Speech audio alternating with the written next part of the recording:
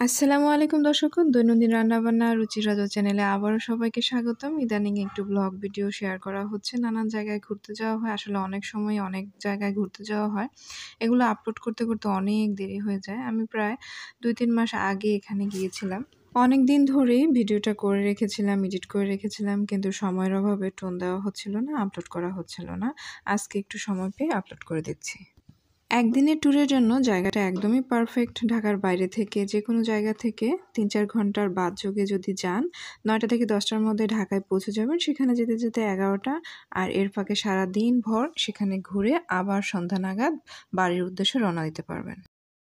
গিয়েছিলাম বাংলাদেশ সামরিক জাদুঘর পরিদর্শনের জন্য। যাত্রাবাড়ি থেকে নেমে বাস থেকে সিএনজি যোগে ফার্মগেট হয়ে তেজগাঁও এলাকায় অবস্থিত বিজয় সরণি অতিক্রম করে সামরিক জাদুঘরের জন্য পা রাখলাম। এই যে ইতোমধ্যে চলে এসেছি, এটা হচ্ছে জাদুঘরের বাইরের দিক। জাদুঘরটি বাংলাদেশ সেনাবাহিনী কর্তৃক নিয়ন্ত্রিত হয়।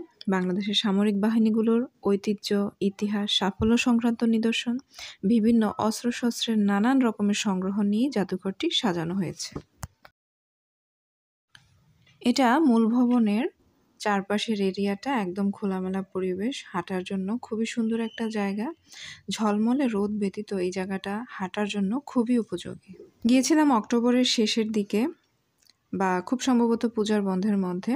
আসলে তখনকার ওয়েদারটা ভ্রমণের জন্য খুবই উপযোগী। না বেশি গরম, না শীত, খুবই সুন্দর একটা তাপমাত্রা ছিল। টিকিট আসলে অনলাইনেই কাটতে হয়। জনপ্রতি ১০০ টাকা করে, একদম সুলভ মূল্যে। এত কিছু ১০০ টাকার বিনিময়ে কিভাবে দেখানো যায় তাই ভেবে পাই না। টিকিটগুলো একদিন আগে কাটতে হয়, খুব বেশি দিন আগে কিন্তু কাটা যায় না। অনলাইনে জনপ্রতি ১০০ টাকা করে, আর একসাথে ৪ জনের বেশি কাটা যায় না। ৪ জনের বেশি হলে সেক্ষেত্রে দ্বিতীয় ভাগে আবার আরেকজনের জন্য কাটতে হয়, অথবা সরাসরি সেখানে গিয়েও কিন্তু কাটা যায়। তবে প্রতিদিন নির্দিষ্ট সংখ্যক প্রায় ২০০ থেকে ৩০০ জনের মতো ভিজিটর এখানে পরিদর্শন করার জন্য ঢুকতে দেওয়া হয়। এর বেশি কিন্তু তারা অ্যালাউ করে না। আর যেহেতু সেনাবাহিনীর তত্ত্বাবধানে চলে, এখানের সব ধরনের নিয়মকানুন খুবই কড়াকড়ি এবং খুব সুশৃঙ্খলভাবে পরিচালিত হয়। ফ্রন্ট দিকে টিকিট কেটে তারপর যখন এন্ট্রান্স নেই, তখন টিকিটটা দেখিয়ে তারা টিকিটটা রেখে দেয় এবং তারপরে ভেতরে ঢুকতে দেয়। কোনো নিজস্ব পার্সোনাল কিছু থাকলে সেখানে যে লকার আছে সেই লকারে রেখে তারপরে ভেতর দিকে ঢুকতে হয়। প্রথমে ঢুকেই এখানে আন্ডারগ্রাউন্ডে আমরা বাইরে থেকে যেটা দেখি সেটা কিন্তু আসলে দ্বিতীয় তলা, কিন্তু যখন আমরা ঢুকবো তখন ঢুকে নিচের দিকে একটা তলা আছে, আর মাঝখানে তো যেটা আছে সেটা তার উপরে কিন্তু আরেকটা তলাও আছে। আর সমস্ত ভবনটাই একদম কাঁচ দিয়ে নির্মাণ করা হয়েছে বাইরে থেকে। সাধারণভাবে ঘোরাফেরার জন্য এই ১০০ টাকার টিকিটই কিন্তু যথেষ্ট। আন্ডারগ্রাউন্ড বা উপরে যে ফ্লোর আছে সেখানেও ঘোরাঘুরি করা যায়, তবে বাড়তি কিছুর জন্য সেখানে আলাদা আলাদা করে টিকিট আছে। সেগুলো খুব সম্ভবত ২০০ টাকা করে ছিল। উপরের তলাগুলোতে ওঠার জন্য এসকেলেটর আছে, আর নিচ তলায় যেটা মূলত আমরা ঢুকেই যে অংশটাতে আমরা যে ফ্লোরটাতে হাঁটাহাঁটি করি সেই দিকটাই প্রথম দিকে আমি দেখাচ্ছি। এখানে নানান জিনিস, এই যে সামরিক বাহিনীর বিভিন্ন জিনিসগুলো এভাবে পরিদর্শন করা হচ্ছে, এবং কিছু ডিজিটাল বই আছে এখানে। সেখানে এভাবে হাতের টাচের মাধ্যমে আমরা ফোন যেভাবে অ্যান্ড্রয়েড ফোনগুলো চালাই, এভাবেই কিন্তু বিভিন্ন নিদর্শনগুলো বই আকারে, হিস্ট্রি আকারে দিয়ে দেওয়া আছে।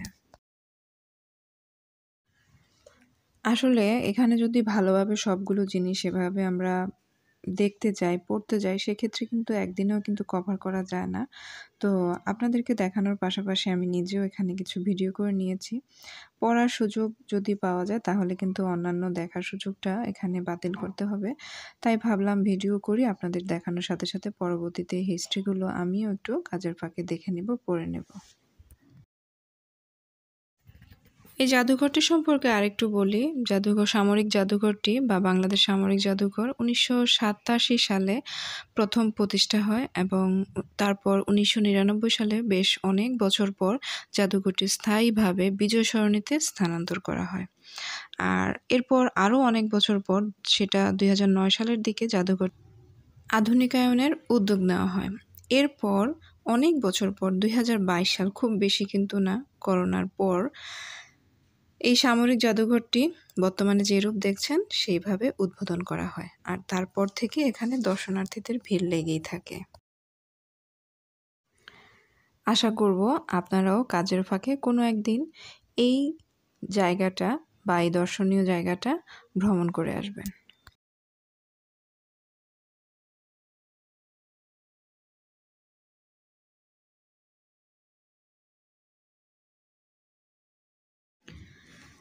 তবে একটা জিনিস দেখে খুবই অবাক হয়েছি। অন্য কিছু হয়তোবা দেখতেছি স্বাভাবিক লাগছিল। এখানে আগের দিনের ইটালিক টাইপের কিছু লেখা, যেটা আমরা সচরাচর বইয়ে দেখি একটু বাঁকা করে লিখে। তারপর কিছু কার্সিভ লেখা ইংরেজির, আমরা সেগুলো একটু বাঁকা, বাঁকা করে লিখি। হয়তোবা আমাদের পূর্বপুরুষদের কাছ থেকে কিছু, কিছু শিখেছি। কিন্তু এখানে দেখে অনেকটাই কিন্তু আমাদের কার্সিভ লেখার সাথে পার্থক্য দেখা যাচ্ছে। সেই কত শত, শত বছর আগের এই কার্সিভ লেখাগুলো, ইতালিক লেখাগুলো বা ওই সময়ের যে নথিগুলো ছিল, ফাইলগুলো ছিল, এগুলো আমাদের জন্য রেখে দেওয়া হচ্ছে জাদুঘরে। যাতে করে আমরা বা আমাদের পরবর্তী প্রজন্মরা দিনের পর দিন, বছরের পর বছর তারা এগুলো দেখতে পারে। আসলে ১ম যে ফ্লোরটা আছে বা সমস্ত ভবনটা ব্যাপী এমন, এমন জিনিসগুলো দেখানো হয়েছে। মাঝে মধ্যে দেখা যাচ্ছে টিভিতে স্ক্রিনের মাধ্যমে বিশাল, বিশাল সাইজের স্ক্রিনে তাদের যে জীবনযাত্রা, তাদের যে দুঃসাহসিক জীবনযাত্রা, কষ্টকর জীবনযাত্রা পরিবার-পরিজনকে রেখে, এগুলি আসলে মানুষকে দেখানোর জন্য, মানুষ যাতে বুঝতে পারে, রিয়ালাইজ করতে পারে, সেই জিনিসটার জন্যে এখানে আসলে প্রতিফলিত করা হয়েছে।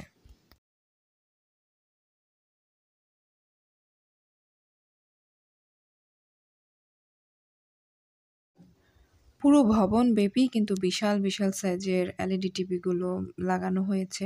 আর একটা জায়গায় বিশাল সাইজের, এটা বলতে গেলে একটা ছোটখাটো ফ্ল্যাট হবে। এতটুকু সাইজের একটা ১,০০০ বা ১৫০০ স্কোয়ার ফিটের যে ফ্ল্যাটগুলো, এতটুকু পরিমাণ এরকম আয়নার মধ্যে টিভির মাধ্যমে এই জিনিসগুলো দেখানো হচ্ছে। দূর থেকে আসলে সামনে থেকে যদি না দেখা হয় তাহলে কিন্তু বোঝাই যায় না। আর প্রত্যেকটা জিনিসই এমনভাবে সেট করা হয়েছে, এমনভাবে প্রদর্শন করা হচ্ছে, যখন সেখানে গিয়ে আবার কোনো ক্যামেরা বা কোনো যন্ত্রের মাধ্যমে এগুলোকে ভিডিও করা হয়, তখন মনে হচ্ছে যেন এগুলো আসলে 3D পেইন্টিং এর মতোই মনে হচ্ছে। এখানে যে আসলে একটা ক্যামেরা দিয়ে আরেকটা ক্যামেরাকে আমি ভিডিও করতেছি, তা ১ম চিন্তায় বা ১ম দর্শনেই কিন্তু বোঝা যায় না। প্রত্যেকটা জিনিসই মনে হচ্ছে যেন একেকটা পেইন্টিং 3D পেইন্টিং।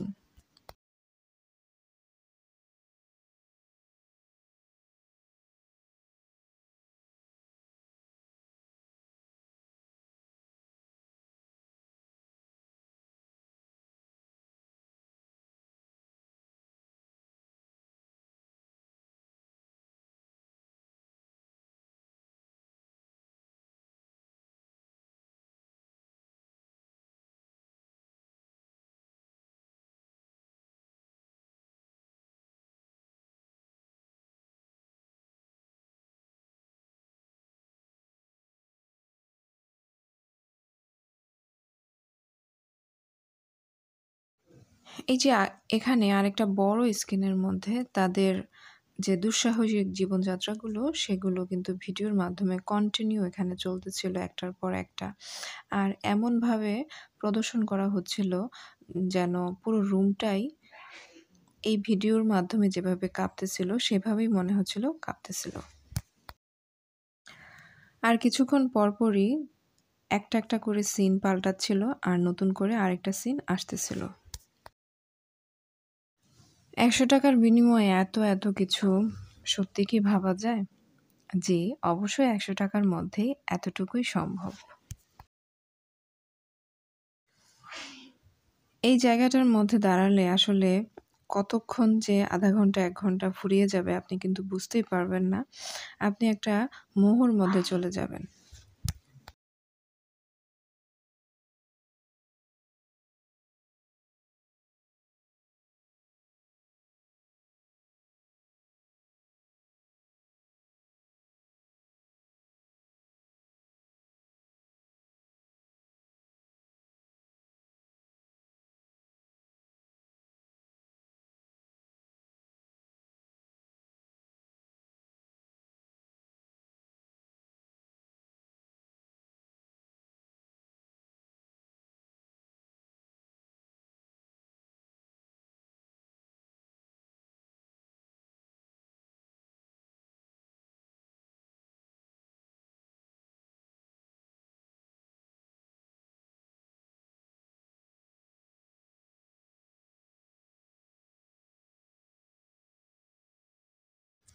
আমরা কিন্তু ১ম যে তলাটাতে ঢুকলাম, সেই তলাতেই কিন্তু এখনো আছে অনেক কিছুই কিন্তু আমি ভিডিও করতে পারিনি টাইম লিমিটেশন এর কারণে।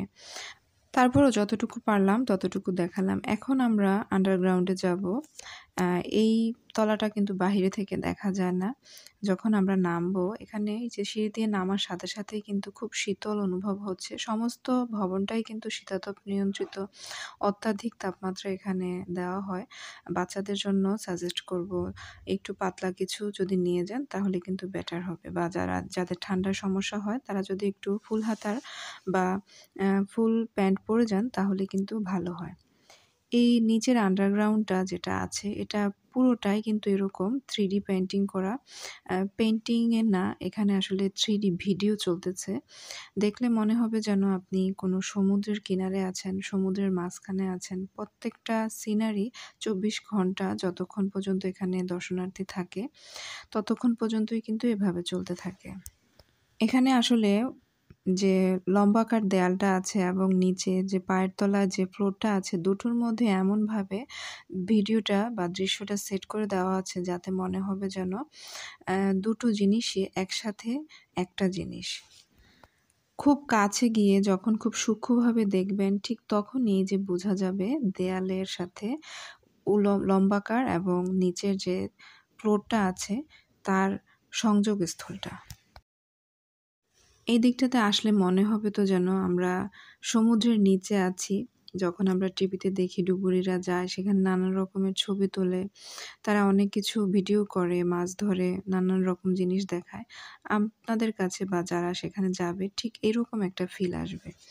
আর শব্দ যেটা আছে সাউন্ডটা এত নিখুঁতভাবে ফুটিয়ে তুলেছে, এখানে অন্য জগতে যাওয়ার কোনো স্কোপ নেই।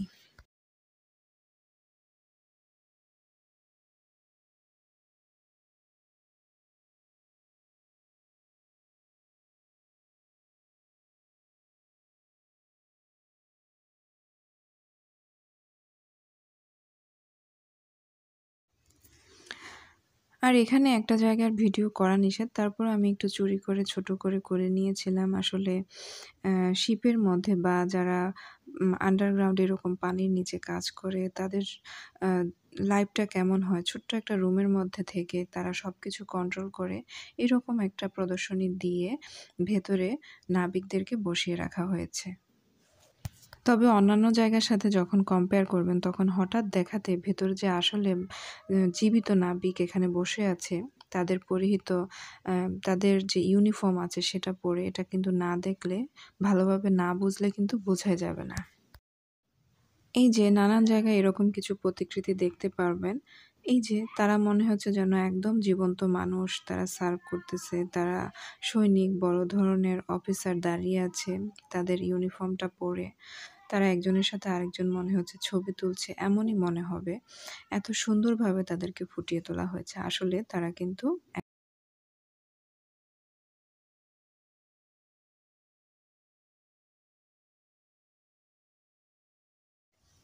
এই যে তাদের এগুলো হচ্ছে তাদের নানান জায়গায়, দেশের বিভিন্ন জায়গায় যে প্রকল্পগুলোতে তারা কাজ করেছে, খুব সুনিপুণ হাতে তৈরি করেছে। আমরা কিন্তু নানান জায়গায় তাদের এই কাজগুলো দেখি এবং প্রশংসাও করি। অনেক সময় তাদেরকে আইডল হিসেবে বলি তাদের কাজগুলোকে এভাবে হাইলাইট করি, এটা আর্মিদের কাজ, এই রাস্তাটা আর্মিদের কাজ। এজন্য এত বেশি ভালো ফিনিশিং। আসলে আমরা হয়তোবা রাস্তাঘাট দেখি মাঝেমধ্যে কিন্তু তাদের প্রত্যেকটা কাজই খুবই সুন্দর, খুবই নিখুঁত এবং সবাই তাদের উপর কিন্তু আস্থাও রাখে এবং তাদের উপর অন্যরকম একটা ফ্যাসিনেশন কাজ করে মানুষের।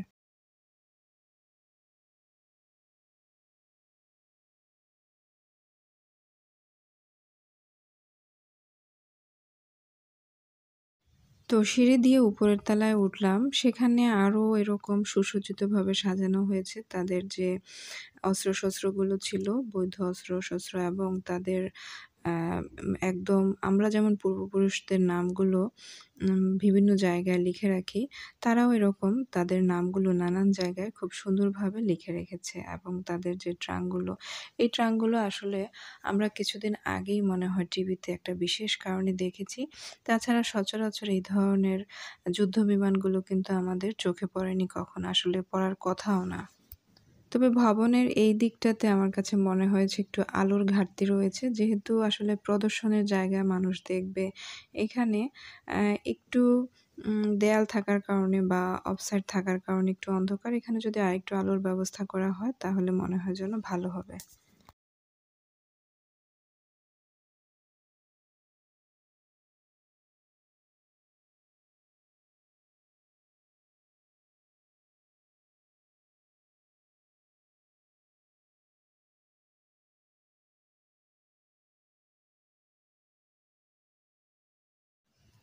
উপরের দিকের এই দিকটাতে কিছু রাইডের ব্যবস্থা করা হয়েছে। আর বড়, বড় এরকম যুদ্ধবিমান, হেলিকপ্টার, প্লেন যেগুলো আছে তাদের ব্যবহৃত এরকমের কিছু প্রতিকৃতি এখানে সাজিয়ে রাখা হয়েছে। আর কিছু, কিছু রাইড আছে যেমন বড়, বড় হেলিকপ্টার, প্লেনের ব্যবস্থা করা হয়েছে। সেখানে টিকেট কেটে জনপ্রতি এভাবে ঢুকতে হয়। আর এখানে কিছু 3D ভিডিও ছিল। এদিকে অনেকগুলো রাইডের পাশাপাশি ভার্চুয়াল রিয়েলিটির একটা শো আছে। সেটা জনপ্রতি খুব সম্ভবত ২০০ বা ১০০ হবে আমার ঠিক মনে নেই। তবে ৳২০০ র বেশি হবে না, ১০০ হতে পারে। তো এটা দেখার জন্য একটু শক্তপোক্ত হয়েই বসতে হয়। কারণ এখানে এমন কিছু দেখানো হয় যখন কিনা শরীরে ঝাঁকুনি লাগতে পারে তখন চেয়ার থেকে পড়ে যাওয়া সম্ভাবনা থাকে। আর এগুলো শেষ করে একটু ফাঁকে দিয়ে লাঞ্চ করে নিলাম। বাচ্চারা বাচ্চাদের মতো নিয়েছে, আমরা আমাদের মতো নিয়ে খাওয়া-দাওয়া শেষ করে নিচতলায় এসে এর পাশেই আরেকটা জায়গা আছে। এই একদম এটা বাউন্ডারির মধ্যেই। এদিক দিয়ে 3D আর্ট গ্যালারিটা আছে সেটা একটু পরিদর্শন করে আসলাম। আর এই দিকের একটু ব্যাকগ্রাউন্ডটাও দেখিয়ে দিলাম আপনাদেরকে। এরিয়াটা অনেক বড়। এর ভেতরেই কিন্তু নিজস্ব রেস্টুরেন্ট আছে। আর এখানে কিন্তু একটা নিয়ম, বাইরে থেকে কোনো কিছুই ১ বোতল পানিও কিন্তু নিয়ে ঢোকা যায় না। রেস্টুরেন্ট আছে, সেখান থেকে রেস্টুরেন্ট থেকে সবকিছু নিয়ে খাওয়া যাবে। ছোট বড় সকলের জন্য সবকিছু এভেইলেবল আছে। আর পাশে এরকম একটা ব্যাকগ্রাউন্ডের পাশেই এখানে সমাবেশ হল আছে, 3D সিনেমা হল আছে, সেগুলো দেখা যায়। আর ৳২০০ জনপ্রতি টিকেট করে এখানে 3D আর্ট গ্যালারিটার জন্য আলাদা আরেকটা ছোট্ট করে ভবন আছে, দোতলা, ৩ তলা, সেখানে ভ্রমণ করা যায় বা পরিদর্শন করা যায়। এখানে ঢুকতেই জুতা খুলে আ একদম ওয়ান টাইম কিছু পাদানি আছে। এরকম ব্যাগ পরেই কিন্তু ঢুকতে হয়। তবে হাঁটার সময় একটু সাবধানে হাঁটতে হবে। ছোট বাচ্চারা অনেক সময় স্লিপ কেটে পড়তে পারে, সেদিকে খেয়াল রাখবেন। এখানে আসলে প্রত্যেকটা পেইন্টিংয়ে এমনভাবে আ ফুটিয়ে তোলা হয়েছে। আবার এখানে যখন ছবি তুলবেন, ছবি তোলার জন্য নির্দিষ্ট পয়েন্ট ওরা আইডেন্টিফাই করে দিয়েছে, পয়েন্ট আউট করে দিয়েছে। সেখানে দাঁড়াবেন এবং যখন ছবি তুলবেন ঠিক সেভাবে সেই পয়েন্টে যদি দাঁড়ান তাহলে বোঝা যাবে না আশেপাশে অন্য কিছু আছে এবং আপনাকে মনে হবে ওই ছবিটারই একটা অংশ।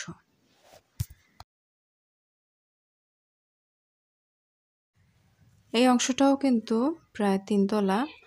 একদম নিচতলায় একটা আ 3D স্কেটিং আছে। অনেক সময় আমরা কিছু মোবাইলে ছবি স্কেচ করে, পেন্সিল স্কেচ করে আঁকি। ঠিক সেই টাইপের কিছু ছবি আছে। সেখানেও কিন্তু খুব সুন্দরভাবে যখন আপনি সেট হয়ে বসেন, ছবি তোলেন, মনে হবে যেন আপনিও সেই স্কেচেরই অংশ। তো দর্শকগণ আজ এখানেই বিদায় নিচ্ছি। আপনাদের ভিডিওটি কেমন লাগলো, জায়গাটি কেমন লাগলো? ভালো লাগলে জানাবেন এবং আপনারও পরিবার-পরিজন নিয়ে ঘুরে আসতে পারেন।